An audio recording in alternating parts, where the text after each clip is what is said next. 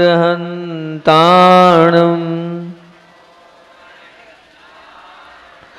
नमो सिद्धाणं नमो आयर्याणं नमो भुवज्जायाणं नमो लोये सवसाणं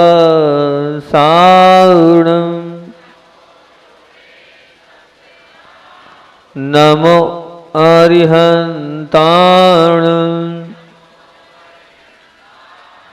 नमो सिद्धाणं नमो आयर्याणं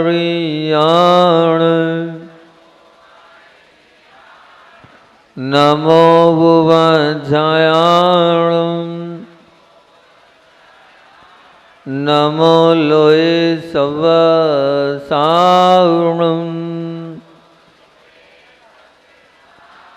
नमो अर्हन्ताणं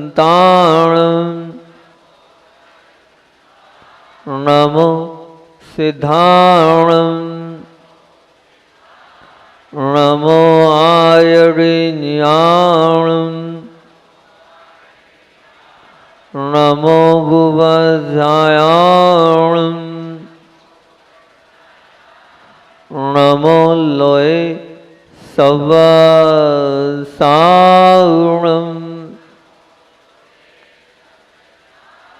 बोलिए देवादिदेव खजानाट मूल नायक श्री पांचनाथ भगवान की जय। परम उपकारी आचार्य भगवंत विद्यासागर जी महामुनिराज की जय। शिक्षा प्रदाता आचार्य भगवंत समय सागर जी महामुनिराज की जय। पूज्य मुनि श्री दुर्लभ सागर जी महामुनिराज की, लक्ष्मी दया सागर जी महाराज की, तो लक्ष्मी निर्धूम सागर जी महाराज की। एकजुट हो, एक से नहीं जुड़ो, बेजोड़ बनो। इस पर अपनी प्रवचन श्रृंखला का सार चल रहा है और 5 बिंदुओं पर प्रारंभ था। सहयोग, समाधान वृत्ति, सहिष्णुता, उदारता और प्रेम, और समाधान वृत्ति पर बात अपनी चल रही है। और मैंने आप लोगों से कल बात करी थी काय पे, सामूहिक भोजन, सामूहिक भाषण, सामूहिक भ्रमण, सामूहिक भजन और सामूहिक भगवान की वाणी का वाचन। और कल भगवान की वाणी के वाचन का मैंने आपको एक जीता जागता उदाहरण भी आप लोगों के लिए दिया था। ध्यान रखना, विज्ञान अणु को तोड़ने के लिए भले कामयाब हो गया है, लेकिन सब लोगों के दिलों को जोड़ने का काम तो धर्म नहीं किया है।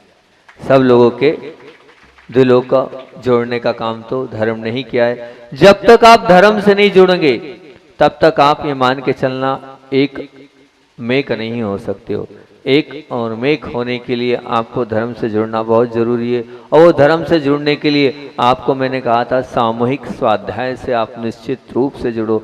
वो जो सामूहिक स्वाध्याय है उसकी जो कुछ बातें मैंने कहा था, कल बहुत जल्दीबाजी में हमने अंत मान नहीं रहे थे, आज करा था तो बहुत अच्छे से बताता मैं, लेकिन आपने नहीं सुने ही दो। फिर भी बहुत अच्छा भाषा वालों को मानना तो पड़ेगा। इतनी प्रतिकूलताओं में भी आप लोग इसमें बैठे हो। पानी चू रहा है पांडाल से, यहाँ से टप, वहाँ से टप, वहाँ से टप, लेकिन फिर भी इतना बैठे, जहाँ जिसको जगह मिल रही है वहाँ बैठा, कहीं वहाँ बैठा, कहीं वहाँ बैठा। मैंने आज तक नहीं देखा, पहली बार देखा कितनी प्रतिकूल स्थिति में भी लोग इतने उत्साह के साथ प्रवचन करने के लिए बैठे हैं। अब बताओ, त्यागी वृत्तियों के लिए अलग से स्थान बनाना चाहिए। बाहर से आते हैं लेकिन नहीं बनाया, कोई बात नहीं, अब क्या करें, इतना छोटा स्थान है, कहाँ करें। भगवान भी आगे ले आए, सब ले आए। दीदी लोग भी ऐसे बैठी थी, और वो दीदी लोगों का पर्दा ऐसा था तो हमने कहा कोई बात नहीं, वो कैसे बैठी है, तो हमने दीदी को पर्दा भी ऊपर उठवा दिया। बहुत अच्छा, ठीक है, लेकिन जितनी व्यवस्था करी है आपने वो भी कोई कम नहीं, वो भी बहुत अच्छी है। ये मत मानना कि आपने खराब व्यवस्था करी। कमेटी पूरी लगी, मेहनत कर रही, जहाँ जितना हो सकता उतना करी रहेगी। तो बात थी ये सामूहिक स्वाध्याय की। तो मुझे एक भाई का कल बताना था, लेकिन समय हो गया था और बहुत ज़्यादा हो गया था, इसलिए कल वो मैंने बताया। उस भाई ने, जब मैंने ये कहा कि आप इतना काम करें कि आया मेरी स्थिति परिस्थिति खराब है महाराज जी, और घर में शांति का माहौल नहीं है, मैं क्या करूं। महाराज जी आपका बहुत नाम सुना है, आप सब कर देते हैं, आपके आशीर्वाद से सब हो जाता है। तो मैं तो वही बोलता हूँ कि मेरे आशीर्वाद में कुछ नहीं है, अगर तुम्हारे अंदर आस्था और श्रद्धा है तो सब अच्छा हो जाएगा, और श्रद्धा और आस्था नहीं है तो मैं कुछ नहीं कर पाऊंगा। मैंने वही अपना पेज निकाल कर भाई को दे दिया और मैंने कहा भाई एक काम कर, तू रोज भक्तामर का पाठ, गाय के घी का दीपक लगाना, आह्वान करना, जो भी अपने परिसर में सब देवी देवता हैं तो उनको भी बुलाना। तो उसने प्रश्न किया, महाराज जी देवी देवता हमारे यहाँ कहाँ माने जाते हैं, वो तो मिथ्यात्व हो गया। तो मैंने उसको जवाब दिया, मैंने कहा भाई तेरी बात बहुत अच्छी है, देवी देवता को मैंने मानने के लिए नहीं बोला है, और ना मैं बोल रहा हूँ तो उनको नमोस्तु कर। नमोस्तु तो सिर्फ देव शास्त्र गुरु को ही करना है, बाकी किसी को नमोस्तु 3 काल में मत करना, तो मिथ्या दृष्टि हो जाएगा तू।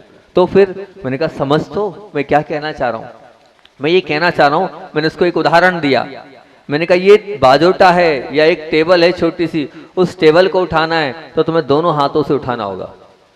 कोई है जो बिना दोनों हाथ से उठा सकते? उंगली से उठा के कोई बता दे, कोई उठा सकता है उंगली से? कोई नहीं उठा सकता उंगली से। तो मैंने उसको यही समझाया, मैंने कहा अभी यहाँ पर 100 उंगलियां लग जाएगी, क्या वो जो छोटा सा बाजोटा उठा नहीं पाएंगे? 100 उंगलियां एक साथ लग गई, अलग अलग व्यक्तियों की 100 उंगलियां लग गई, तो उठेगी कि नहीं? बोले हाँ महाराज जी कोई दिक्कत नहीं है। 100 छोड़ो, 10 उंगलियां भी अगर मान लो आ गई, 10 लोग इकट्ठे हो जाएंगे, वो छोटे से उस पाटे को भी उठा लेंगे, बाकी एक बिना उंगली से कोई एक जन नहीं फटाएगा। मैं यही बोल रहा था, मैंने कहा भाई तेरे घर में भी बहुत सारे लोग रहते हैं, तू अकेले 4 या 5 या 7 सदस्य नहीं है, तेरे घर में भी बहुत सारे देवी देवता हैं, वो उनका वास है, ऐसा आगम में कथन है, जो भवनों में भी रहते हैं। तो वहां रहते हैं तो वो तेरे घर के सदस्य हो गए। अब तेरे घर के सदस्य हो गए भाई, तो तेरा कर्तव्य बनता है। क्या कर्तव्य बनता है? उनको भी धर्म ध्यान में शामिल कर ले। तू तो गिनती के, वो तो अनकाउंटेबल असंख्यात देवी देवता हैं। कितने?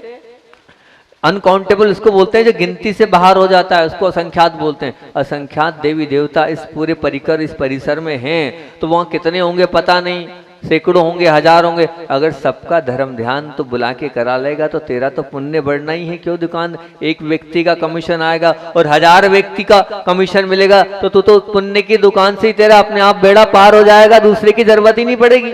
आचार्य बोलते हैं मुझे उपास करने की जरूरत नहीं है। बोले क्यों? इतने सारे महाराजों को आशीर्वाद तो दे रहा हूं, मेरा उपास तो हो गया। बोले ज्यादा तप करने की जरूरत नहीं है। क्यों? इतने सारे लोगों को मालाएं इस लाखों फेर रहे हैं, बहुत अच्छी बात है कि तो मेरा काम तो उसी में हो जाता है, आशीर्वाद देने भर से हो जाता है। ये अनुमोदना है, इस अनुमोदना को भी आप करोगे तो वो अपने आप पुण्य मिलेगा। तो हमने उसको यही समझा कि वो सैकड़ों देवी देवता जब तुम्हारे घर में, तो तुम्हारे घर के सदस्य हैं, उनको बुला लो। और फिर वही भक्तामर का पाठ 10 लोग या 4 लोग कर रहे हुए, हजारों लोग बैठ के कर रहे हैं, तो वो पूरा वातावरण तो अपने आप में क्या हो जाएगा। तुम्हें समझ में नहीं आ रहा है, तुम्हें नहीं दिख रहा है, क्योंकि आज तुम्हारे पास इतनी सामर्थ्य नहीं है, लेकिन वो है आगम में हमारे लिए भी आया है। जहां जाओ निस्सही निस्सही बोलो, ये मंत्र है हमारा। और जहां से आओ असही असही बोलो। चातुर्मास करने जा रहे हो, चातुर्मास में जिस कक्ष में रुकना है, ये आया है मूलाचार में, समाचार पद्धति में, वहां जाओ निस्सही बोलो, सभी देवी देवताओं को आशीर्वाद दो और कहो यहाँ पर हम धर्म ध्यान करेंगे, आप लोगों को कोई कष्ट हो तो हम क्षमा चाहते हैं। आगम की बात बोल रहा हूँ, मूलाचार की बात बोल रहा हूँ। और जब आओ चतुर्मास करके उस कक्ष से, तो असही असही, उसके लिए कायसर्ग भी दिया है। क्या? आगम में ये कहा है कि जो कुल मिलाकर कायसर्ग होता है। हमारे यहाँ नमोकार मंत्र 9 बार नहीं बोला मूलाचार में, भगवती आराधना में दीदी कायसर आया ही नहीं है, 9 बार नमोकार मंत्र आया ही नहीं। ये तो आज की पद्धति है, अर्वाचीन नहीं है। ये अर्वाचीन पद्धति प्राचीन नहीं है। आगम में 9 बार नमोकार मंत्र नहीं आया है। आगम में 4 बार जो आप भक्ति में करते हो वो भी नहीं आया है। आगम में 108 बार जो करते हैं ना अपन, मतलब 108 बार नहीं, बिल्कुल नहीं आया ना। 18 बार सुबह का आया है। आगम में आया है श्वासोश्वास। क्या आया है? श्वासोश्वास की गिनती है ये 27 और 25, 3 स्थानों में 25 श्वासोश्वास करना है। मतलब श्वास लेना और श्वास छोड़ना, श्वास लेना और श्वास छोड़ना। तो उसको एक बार लिया, एक बार छोड़ा, एक बार हो गया। अब 9 बार में 27 होता है, 9 बार में 27 श्वासोश्वास होती, लेना छोड़ना, लेना छोड़ना, लेना छोड़ना। अब वहां पर 3 स्थानों में आगम में आया है कि आपको कितना करना है? 3, हाँ 3 स्थानों में आगम में आया है कि वहां 25 बार करना है। मतलब क्या? नमोकार मंत्र नहीं आया है। तो क्या करते हैं? कौन कौन से स्थान में? जब आप विहार कर रहे हो, मतलब जहाँ स्थान छोड़ रहे हो या स्थान में आ रहे हो तो 25 बार श्वासोश्वास लेकर आज्ञा लो। ये आगम का कथन आपके सामने रख रहा हूं। बाकी लघु शंका आदि करते हो तो उसका प्रायश्चित 25 बार लेना है। और बोले जब आप किसी निषिद्धिका का मतलब कहीं समाधि स्थल का दर्शन कर रहे हो तब भी 25 बार आगम का शब्द है।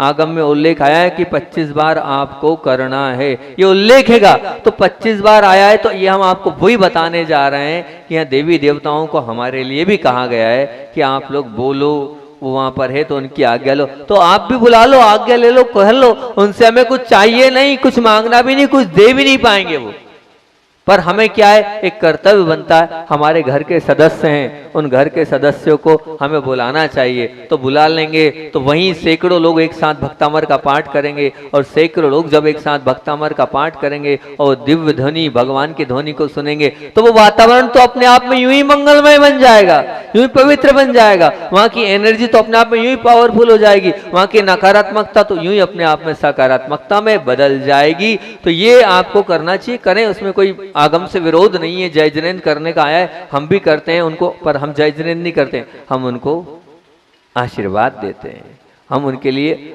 आशीर्वाद कहते हैं। जब जाते हैं क्षमा जरूर मांगते हैं, लेकिन उनको कहते हैं तुम्हारा कल्याण हो, तुम्हारा भला हो, तुम जल्दी से जल्दी इस पर्याय से निकलो, मुनि बनो और मुक्त हो, मोक्ष प्राप्त करो। ये हमारा पूरा पूरा तुम्हारे लिए आशीर्वाद है, हम उनको आशीर्वाद देंगे और आप जय जिनेन्द्र करेंगे, कोई बाधा नहीं। और जो प्रतिमाधारी वो भी उनको आशीर्वाद प्रेषित करेंगे कि तुम्हारा भला हो, तुम्हारा कल्याण हो, तुम्हारा अच्छा हो। ये आगम का कथन है। तब मैंने उसे समझाया, वो समझ गया, समझने के बाद उसने ऐसे ही किया। और अब बाद में वो फिर आया, फिर मैंने उससे पूछा भाई तूने ये किया तो क्या? अब उसने जो अपने जो स्वयं के अंदर की बातें बताई वो आप लोगों के बीच में रख रहा हूँ। बोले महाराज जी सबसे पहली बात तो एक बात बोलूं? बोले हाँ बोलो।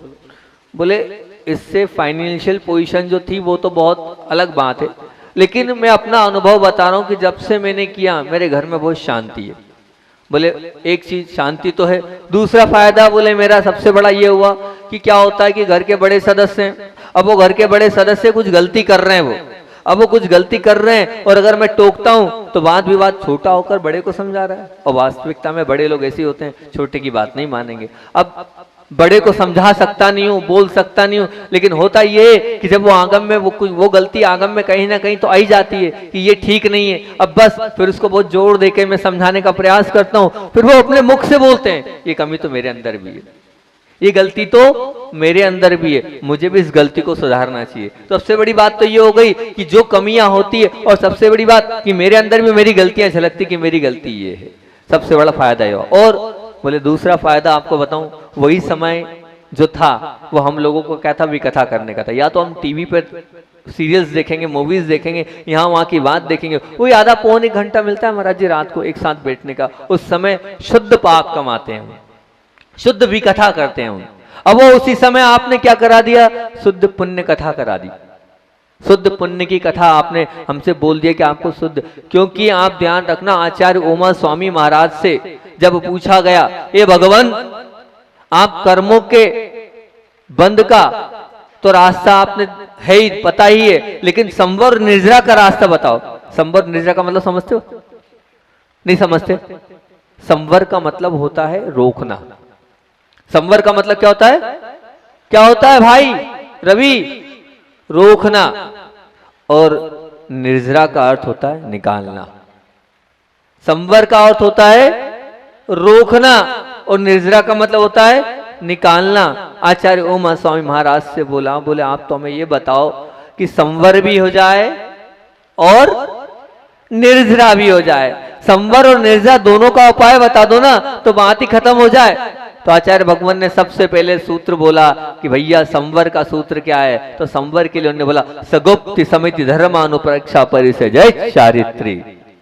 अगर संवर करना है तो गुप्ती समिति धर्म और अनुप्रेक्षा इन सब का आपको क्या करना पड़ेगा, पाठ कर, मतलब 12 भावना पढ़ने से, 10 धर्म को पालने से, गुप्ती से रहने से, देखकर चलने से, देखकर खाने से, हैं अच्छे मीठा बोलने से, ये संवर है। इसको कहते कर्म, इससे रुकेंगे आप देख समझ के। और बोले और साथ में हमें निर्जरा का भी बताओ। तो उन्होंने फिर अगला सूत्र बोल दिया तपसा निर्जरा च। मतलब तप करोगे तो संवर भी होगा और निर्जरा भी। संवर मतलब समझ रहे हो ना, क्या? कर्मों का बंध रोकना, इसको कहते हैं संवर। और जो कर्म बंधे हैं उनको निकालना, उसको कहते हैं निर्जरा। ये दो चीज समझ ली तो संसार से मुक्त हो जाओगे आप। बहुत महत्वपूर्ण जो चीजें हैं। अब उन्होंने कहा ठीक है, संवर का तरीका बता दिया, अब निर्जरा। तो निर्जरा के लिए उन्होंने सूत्र क्या दिया? तपसा निर्जरा च। तो फिर तपसा निर्जरा च में क्या है? अनशन है ना, और अमोदर्य, वृत्ति परिसंख्यान, रस त्याग, काय क्लेश, ये सब है महाराज जी। ना उपवास होता है ना ऐसा रस त्याग होता है, मत करो। ये बाह्य तप दिखाने वाले, अंतरंग तप कर लो। अंतरंग तप में क्या है? प्रायश्चित, विनय, वैयावृत्ति और स्वाध्याय। ये जो ये ध्यान, ये क्या है? ये आप मानना, जितनी विनय करोगे बड़ों की उतनी जल्दी भगवान बनोगे। जब जब झुकोगे, आगे अभी आने वाला आएगा, जब जब झुकोगे तब तक संवर निर्जरा दोनों आप करते चलो जाओगे। जब जब आप अपने पाप को स्वीकार करोगे कि मैंने पाप कर लिया, मुझसे गलती हो गई, मैंने पाप हो गया मेरे माध्यम से, आपका संवर और निर्जरा चलता चला जाएगा। उस समय आप कर्मों का बंध भी नहीं होगा और कर्म निकलते चले जाएंगे। बस स्वीकार कर लो, मेरे से गलती हो गई, मैंने गलत कर लिया है, क्या करूं, हो गया मेरे कर्म के उदय से। ये क्या है? ये विनय है, ये मान के चलना। जितनी बड़ों की सेवा करोगे, जब जब वैयावृत्ति करोगे, जब जब आपके भाव होंगे उनकी पीड़ा हरू, कष्ट हरू, तो ध्यान रखना वो वैयावृत्ति है। वैयावृत्ति साधुओं की नहीं होती है। आप लोगों ने वो मान लिया है, वो महाराज लोगों की, माताजियों की, हम वो वैयावृत्ति नहीं। प्रत्येक जीव मात्र की सेवा के भाव को आचार्य वीरसेन स्वामी ने धौला ग्रंथ में वैयावृत्ति का नाम दिया है, ना कि साधुओं की वैयावृत्ति। एक हमारे अंदर एक मानसिकता बैठ गई है, वैयावृत्ति मीन्स क्या? साधुओं की, माताजियों की। नहीं नहीं नहीं, ये नहीं है। आप तो जहां जो पीड़ा में दिख जाए, जो कष्ट में दिख जाए, तो करुणा भाव के साथ अगर आप सेवा कर रहे हो तो वो वैयावृत्ति है। ये क्या है? संवर और निर्जरा के आपको सब साधन बता रहा हूं, प्रायश्चित, विनय, वैयावृत्ति। अब आती है बारी क्या? स्वाध्याय। उस स्वाध्याय को भी तप कहा है, तप। उस स्वाध्याय में भी तप छुपा हुआ है। उस तप के माध्यम से क्या होगा? संवर भी होगा, निर्जरा भी। जितनी देर तक आप स्वाध्याय में बैठे हो उतनी देर तक क्या हो रहा है? कर्म का बंध भी रुका और कर्म की निकलना भी चालू हुआ। अब आधा घंटा बैठकर, 20-40 मिनट बैठकर घर में एक साथ सब लोग एक ही क्रिया में लगे हो कि कर्म का क्या हो रहा है? वहां क्या हो रहा है? संवर भी हो रहा है और निर्जरा भी हो रही है। विचार तो करो, संवर निर्जरा दोनों की दुकान चालू कर दी आपने और दोनों काम एक साथ हो रहे हैं। कितना भी बड़ा असाता होगा वो दूर हो जाएगा, और असाता दूर होता है, लोग मेरे पास आते हैं, मैंने कुछ नहीं किया भैया, मेरी बात मान लिया आपने श्रद्धा से, तो संवर और निर्जरा दोनों ही, वो असाता ढीला पड़ गया और अपने आप आपका रास्ता निकल गया और अपने आप आपके रास्ते होते चले गए और मंजिल आपको मिलती चली गई। वो सब समस्याएं, वो सब दुविधाएं, वो सब कष्ट, वो सब पीड़ाएं अपने आप वो आपके स्वाध्याय करने भर से चले गई। सामूहिक स्वाध्याय का बहुत महत्व है, इसलिए ध्यान रखना चाहिए हमारे घर में स्वाध्याय। और सबसे बड़ी बात, तो जब स्वाध्याय हो रहा है तो तब तो हो ही रहा है, तो आपस की वो जो बात थी वो भी अपने आप में दूर हो गई और एक साथ मिल लिए, एक साथ बैठ लिए। बोले कभी कभी तो महीनों हो जाते थे, कभी एक साथ नहीं बैठते थे, पर आपने नियम दे दिया एक साथ बैठना है, तो अब एक साथ बैठ। दूसरी बात मैं अपने उस पन्ने में लिख रखा है, मैंने कहा ध्यान रखना, समय फिक्स रखना 8:30 यानी 8:30। मैंने कहा कम से कम वो देखो मुसलमान भाई को, क्योंकि देखो हर जगह कुछ ना कुछ अच्छा है। मैं मुसलमान भाई लोगों की बहुत तारीफ करता हूँ। वो इस्लाम धर्म जो है वो वास्तविकता में कुछ ना कुछ उसमें भी बहुत सारी अच्छाइयाँ हैं। वो उनमें जो अच्छाई है उनको पकड़ो आप। एक मुसलमान भाई की अच्छाई को पकड़ो, उनके अंदर वो अच्छाई होती है, वो समय के पंचुअल है। उनका समय हुआ नमाज का, दुनिया एक तरफ करोड़ों रुपए दे देना, लेकिन वो नमाज का समय जो है वो कभी कैंसिल नहीं करते हैं। और आप एक ग्राहक के चक्कर में महाराज को छोड़ देते हैं, उठ के चले जाते हैं दुकान खोलने, वो पारस चला जाता, बड़ी मुश्किल से बैठने लगाएगा। तो वो मुसलमान भाई की सीख तो उसके अंदर आएगी। खोलना है उसको दुकान, तो महाराज के वचनों से उसे कोई लेना देना नहीं। विचार करो, समझो कि महाराज के वचन है तो क्यों छोड़े, हम कब मिलेंगे, कैसे मिलेंगे। वो स्वाति की तारीफ करूंगा, वो बैठने लग गई। एक ही बार मैंने बोला उसको, मैंने कहा भाई कब आएंगे हम, कैसे आएंगे, सब काम छोड़ के बैठने लगे। ठीक है महाराज जी, कोई दिक्कत नहीं। तो ये आप समझो, वो आपको बहुत एक रियल घटना बता रहा हूँ। एक बहन है हमारे पास, जुड़ी महाराष्ट्र में, सॉफ्टवेयर इंजीनियर थी। सॉफ्टवेयर इंजीनियर थी वो, और वो मतलब घर में बैठकर, आजकल वो चलते ना, घर में बैठकर क्या करते हैं उसको, वर्क फ्रॉम होम, ऐसी है ना, उसको यही बोलते हैं। अब वो करती थी, अब श्रद्धा है, आस्थावान है, और वो गुरुओं से जुड़ी हुई थी। तो वो आती थी, वो झूठ बोलती थी कि मेरा हाथ टूट गया है, क्योंकि आहार देना उसको, मुझे ये हो गया है, मुझे वो हो गया। तेजस्विनी नाम था उस बहन का। तो अब वो नासिक के पास, गांव का नाम भूल गया हूँ, यहाँ ध्यान नहीं आ रहा है। तो वहाँ पर की थी वो बहन, आती थी। अब एक दिन उसने मुझे बताया, बोले महाराज जी बताओ क्या है। मैंने कहा क्यों। बोले हमारे जो बॉस हैं उनका पैकेज है लगभग 1.25 से 1.5 करोड़ का। वो 100-125 लोगों को मैनेज करते हैं, विदेशी कंपनी है। हाँ, तो हम लोगों के लिए बोला अभी हाल कि आपको इस मीटिंग में आना है। अब आपका इतना बड़ा प्रोग्राम था, अब बोले आना पड़ेगा। तो हमने कहा ठीक है, छोड़ दो प्रोग्राम, नहीं तो ठीक नहीं है, हम कुछ मजबूरी नहीं सुनेंगे। ठीक है, हमने तो अपने हाथ पैर पटक दिए, मजबूरी है तो हाँ कर दिया। अब वही परिस्थिति हमारे बॉस के साथ बनी, और शुक्रवार थी, उनकी कोई बड़ी नमाज थी, वो कुछ था। तो उनसे उन्होंने कहा, वहां से ऊपर से फोन आया, मतलब विदेश की जो कंपनी, बोले आपको आना पड़ेगा। तो बोले मैं नहीं आ सकता, मेरी नमाज है, और ये इसको मैं अटेंड करता ही करता हूँ, ये मुख्य नमाज है हमारे कि मैं इसको नहीं छोड़ूंगा। तो उन्होंने कहा आपको नौकरी से निकाल दिया जाएगा। बोले अभी इस्तीफा लो। 1.5 करोड़ की नौकरी, बोले अभी इस्तीफा लो, मैं मेरे धर्म से समझौता नहीं कर सकता हूँ, मुझे ऐसी रोटी नहीं चाहिए है, ऐसी रोटी को मैं ऐसे पैसे को लात मारता हूँ, मेरी नमाज नहीं छूटेगी, नौकरी आज कल छुट्टी, आज छुट्टी, अभी छूटे। पूरे जो विदेश की कंपनी चुप हो गई। जैसी आपकी आज्ञा, अगले दिन रख लेते हैं मीटिंग, अगले दिन रख लेते हैं मीटिंग। बोले हम लोग बड़े आश्चर्यचकित हुए, क्यों, मैंने तुम्हें कैसे पता। बोले वो पूरी मीटिंग ऑनलाइन चल रही थी, मतलब सब लोग उस मीटिंग को सुन सकते थे, और सुन सकते तो पूरा देश नहीं, पूरा विश्व उस मीटिंग को सुन रहा था। सबने तालियां बजाई कि इसको कहते हैं सच्चा धर्म, इसको कहते हैं सच्ची आस्था, इसको कहते हैं सच्ची श्रद्धा। और आपके अंदर है क्या ऐसी श्रद्धा और आस्था? मैं बताओ तो, है ऐसी श्रद्धा और आस्था कि हाँ गुरु ने कह दिया तो कह दिया, हम मान लेंगे। एक बहुत अच्छी बात मैंने पढ़ी थी, एक भाई विदेश से दर्शन करने एक महाराज जी के आया, श्वेतांबर महाराज जी के दर्शन करने आया, बंबई में वो प्रवचन कर रहे थे।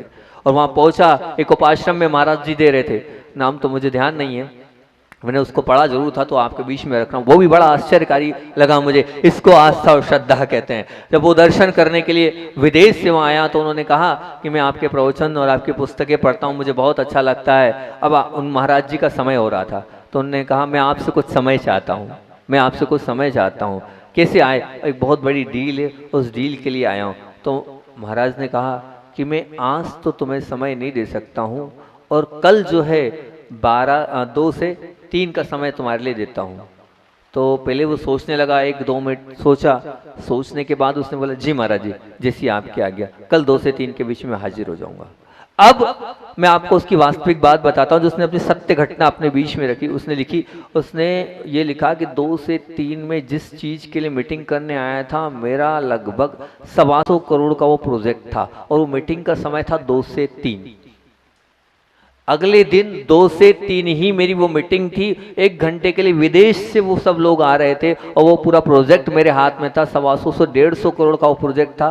उसने 1 मिनट बाद कुछ सोचा नहीं, और अन फन बोल दिया, आ रहा हूँ महाराज मैं आपके पास। और जब वो मीटिंग वाले थे, उन मीटिंग वालों से क्या एक बात वो बता रहा हूँ, आप ही लोगों का भाई है वो, है भले वो श्वेतांबर भाई है तो क्या हुआ, लेकिन है तो हमारा जैन बंधु ही। समर्पण देखो, 150-125 करोड़ किससे कहते हैं, हिल जाओगे 125-150 करोड़ में आप लोग।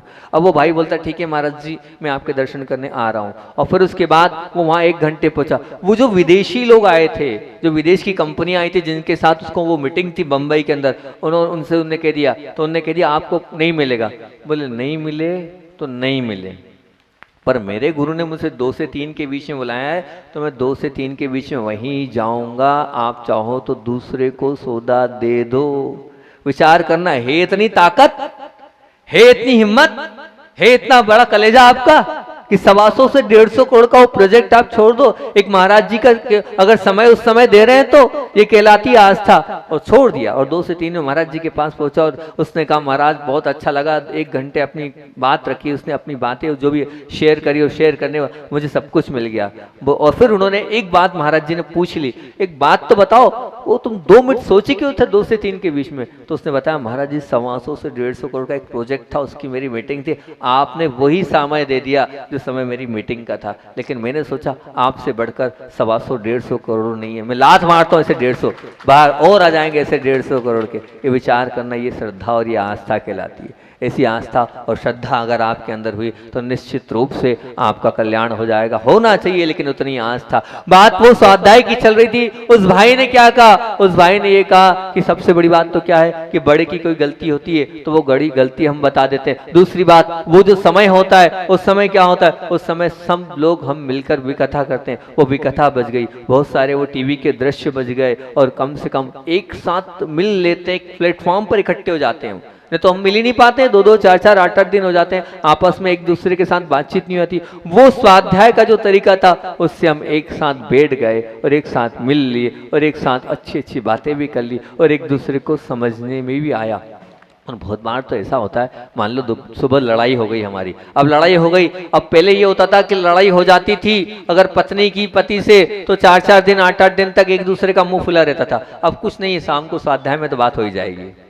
तो शाम को स्वाध्याय में जब बात हो जाती है तो अपने आप में बात ही बात में फिर वो बात हो जाती है। तो बहुत बड़ा तरीका ये भी हो गया कि आपस का वो जो गंदगी रहती थी, आपस का वो जो गठान रहती थी, वो गठान शाम को स्वाध्याय में पूरी हो जाती। पहले वो रहता था अब कैसे बात करें, कैसे बात होगी, वो बात नहीं कर रहे हैं, ये बात नहीं कर रहे हैं, लेकिन स्वाध्याय में सबको एक साथ बैठना है तो आना ही आना है। और समय फिक्स, समय कितना, जो आपने समय दे दिया है उतने बजे ही स्वाध्याय प्रारंभ करना, उसमें किंतु परंतु नहीं। वो दुनिया में कहीं भी हो आपको आना पड़ेगा, उस समय स्वाध्याय करना पड़ेगा। इतनी आपकी पंक्चुअलिटी होनी चाहिए। 8:30 यानी 8:30, फिर कोई मोबाइल हो बंद, कोई मेहमान आता हो आपको हमारे साथ बैठना है। तो बोले बस वो हमने सिस्टम किया और फिर उस सिस्टम से सबसे बड़ा फायदा ये हुआ कि जो मेहमान लोग आते थे उन मेहमान लोगों को हमारे साथ भक्तामर में बड़ा आनंद आने लगा। पहले हम ऐसे ही करते थे, फिर ढोलक से करने लगे, अब तो पूरा परिवार झांझ मंजीरे लेके करता है, बड़ा आनंद आता है। आजू बाजू वाले प्रभावित हो गए हमारे भक्तामर से, हम तो करते ही करते लेकिन दूसरे लोग भी आके हमारे भक्तामर में बैठने लगे। जैसे अभी हाल आप लोग रात को करते हो, 1, 2, 4, 6, 8, 10 पूरा मंच भर जाता है। अरे मैंने कहा भैया ये तो अब मेरे को अंदर जाना पड़ेगा हमें, तो किसी दिन मंच टूट जाएगा, आज से भैया उधर अंदर व्यवस्था कर देना, नहीं तो मंच टूट जाएगा, मैं गिर जाऊंगा, तुम्हारा तो कुछ होगा नहीं, तुम नाचते हाथ पैर थरते हैं सब होता है, आज से अंदर व्यवस्था कर देना, ठीक है ना, तो अच्छा रहेगा। एक दिन सामायिक में लेट हो गए थे तो वो हुआ ये, सामायिक हमारा ऐसा 2.5 घंटे का भाव था, हम 2.5 घंटे की सामायिक तीनों टाइम करने का भाव रखते हैं। अब आपको भी चाहिए, और मैं अगर 8 बजे बैठता हूँ तो 11:30, 7:30 से जाऊँगा, 8 बजे बैठता हूँ तो 11:30। उसका तरीका फिर हमने सिंपल ये निकाला कि 5 बजे अपन बैठ जाएंगे, 5 से 6 अपनी भगवान जैसी सामायिक हो जाएगी 1 घंटे की स्थिरता से, क्योंकि मेरा नियम है 1 घंटा प्रयास करता हूँ भगवान जैसे बैठने का, बिल्कुल बिना हिले डुले, जितना हो सकता उतना, एक नहीं तो 40 मिनट बैठ जाऊँ, 45 मिनट बैठ जाऊँ, बैठते ही बैठता हूँ। तो अब उसका तरीका निकाला, सबको देना है, क्योंकि 52 गजा में से नियम लिया मैंने 2.5 घंटे का, तो वहाँ से आया कि भैया समाज को देना है, प्रसाद सागर जी का 52 गजा मैसेज आया, ये तरीका गलत आपने कर लिया, लेकिन अब 52 गजा से आपको ऐसा मौन नहीं रखना, समाज को भी देना है। हमने 5 महीने कुछ नहीं, कोई एक शब्द नहीं बोला,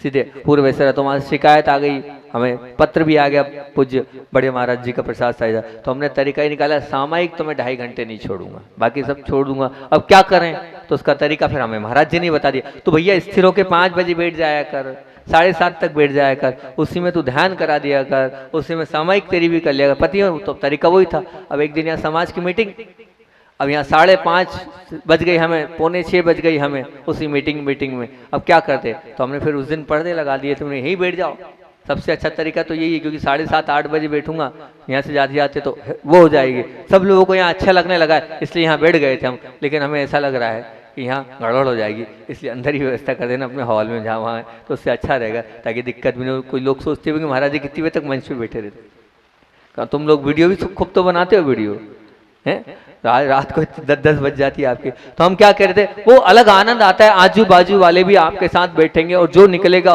उसको भी बड़ा आनंद आएगा, उसको लगेगा बहुत अच्छी।